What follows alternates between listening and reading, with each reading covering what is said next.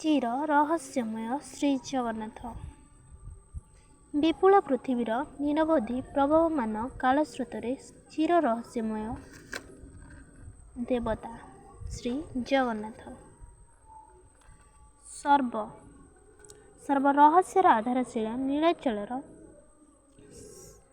ନୀଳାଚଳର ଶ୍ରୀମନ୍ଦିରରେ କେଉଁ ଅନାଦି କାଳରୁ ଅଧିଷ୍ଠିତ ଶ୍ରୀ ଜଗନ୍ନାଥଙ୍କର ସମସ୍ତ ରୂପ ଗୁଣ ଲୀଳା ବିଭୂତି ଅତୀବ ରହସ୍ୟମୟ।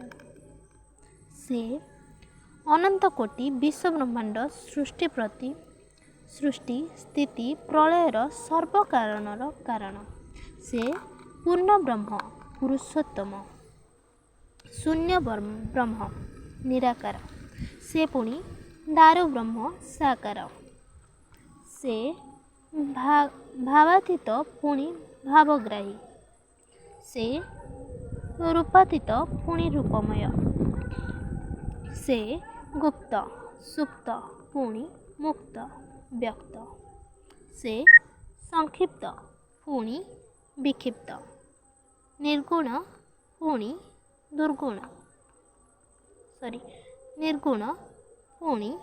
ସଗୁଣ।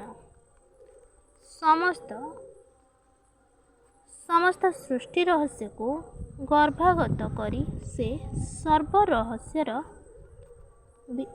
ରହସ୍ୟ, ସର୍ବବୈଚିତ୍ର୍ୟର ବୈଚିତ୍ର୍ୟ, ସର୍ବଲୀଳାର ଲୀଳାଧୀଶ, ସର୍ବଚେତନାରେ ଚୈତନ୍ୟ। ସେ ଗୁହ୍ୟ, ସେ ଗୁହ୍ୟର ଗୁହ୍ୟତମ, ସର୍ବଭାବରେ ସେ ମହାଭାବ, ସର୍ବଶୂନ୍ୟରେ ସେ ମହାଶୂନ୍ୟ, ସର୍ବବ୍ରହ୍ମରେ ସେ ପରଂବ୍ରହ୍ମ ଭାବରେ ବିରାଜିତ। ସେ ଇହ ଓ ପରକାଳର ଏକମାତ୍ର ପରମ ଇଷ୍ଟ। ସେ ଜ୍ୟୋତିର୍ମୟ ବ୍ରହ୍ମ, ଅନନ୍ତ ବିଶ୍ୱର ଆଲୋକ ରାଶିର ଆଦିସ୍ଥଳ। ଏସବୁ ତଥ୍ୟ ଦର୍ଶନ ମତବାଦର କେନ୍ଦ୍ର ହିଁ ଶ୍ରୀ ଜଗନ୍ନାଥ। ଦୈବାନ୍ତିକ ସିଦ୍ଧାନ୍ତ, ଦର୍ଶନ, ଶାସ୍ତ୍ର, ପୁରାଣ, କାବ୍ୟ, ସାହିତ୍ୟ, ଇତିହାସ ଆଦି ଅନନ୍ତ ଗୁଣରାଶି ପରଂବ୍ରହ୍ମ ଶ୍ରୀ ଜଗନ୍ନାଥଙ୍କର ରହସ୍ୟମୟ ଲୀଳା ବିଭୂତିକୁ ବର୍ଣ୍ଣନା କରି କୌଣସି ଅନ୍ତିମ ସିଦ୍ଧାନ୍ତରେ ଉପନୀତ ହୋଇପାରିନାହାନ୍ତି। ସେ କାଳ ବ୍ୟାପୀ ବର୍ଣ୍ଣନା କରି ଚାଲିଛନ୍ତି। ମୁନି ଋଷି ସାଧୁ ସନ୍ଥ ବୈଷ୍ଣବ ସ୍ୱ ଅନ୍ତର୍ଦର୍ଶନରେ ଶ୍ରୀ ଜଗନ୍ନାଥଙ୍କୁ ଭକ୍ତି ନିବେଦନ କରି ନିରଞ୍ଜନ କରିଛନ୍ତି। ବିଶ୍ୱ ପ୍ରତ୍ୟେକ